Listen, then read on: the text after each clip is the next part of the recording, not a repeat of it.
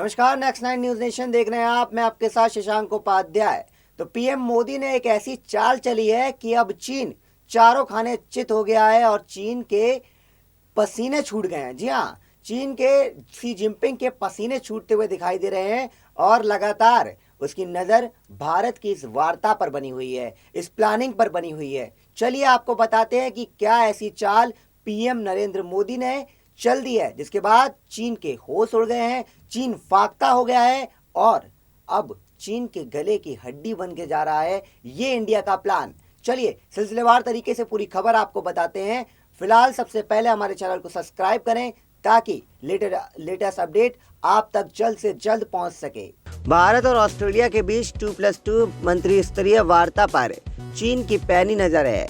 2+2 वार्ता का क्या विश्लेषणार्थ है? दोनों देशों के बीच इस वार्ता से चीन आखिर इतना दिलचस्प क्यों है? दरअसल दक्षिण एशिया में अफगानिस्तान में अमेरिकी सैनिकों की वापसी के बाद से काबुल पर तालिबान का कब्जा, अफगानिस्तान में चीन और पाकिस्तान की बढ़ती दिलचस्पी, हिंद प्रशांत क्षेत्र में चीन का बढ़ता दखल और भारत चीन संबंधों में उत्पन्न हुई कटुता को देखते हुए दोनों देशों के बीच ये वार्ता काफी ज्यादा अहम मानी जा रही है। आइए जानते हैं कि इस पर विशेषज्ञों की क्या राय है। अंतर्राष्ट्रीय या परिदृश्यता से यह वार्ता कितनी कारगर और सार्थक होगी? कहा जा रहा है कि भारत और ऑस्ट्रेलिया के बीच 2+2 वार्ता ऐसे वक्त में हो रही है जब कोरोना जैसे खतरनाक महामारी से पूरी दुनिया जूझ रही है। इसके साथ दक्षिण एशिया के राजनीतिक घटनाक्रम में तेजी से बदलाव हो रहा है। आसपास का भू राजनीतिकरण वातावरण बहुत तेजी से बदल रहा है। अफगानिस्तान संकट का प्रभाव भारत पर सीधे तौर पर है।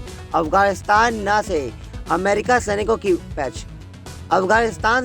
सैनिकों की वापसी से तालिबान और आतंकी संगठनों के हौसले बुलंद हो गए हैं। इसकी आंच जम्मू कश्मीर तक पहुंचने के आसार हैं। इसके अलावा हिंद प्रशांत क्षेत्र से चीन का बढ़ता दबदबे ने अमेरिका और पश्चिम देशों को एक नई चुनौती दी है।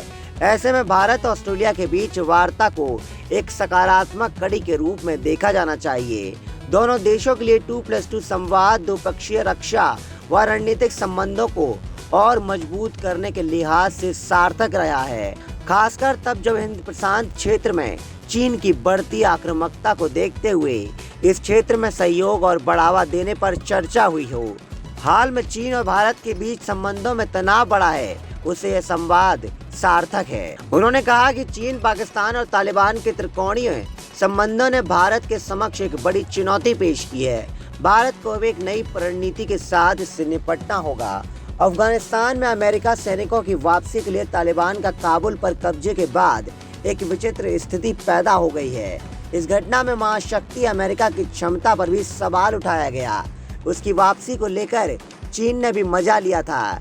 ऐसे कई मौके आए जब चीन ने अमेरिका पर खुले तौर पर तंज कसा और तालिबान के साथ खड़ा होने का वादा कर दिया।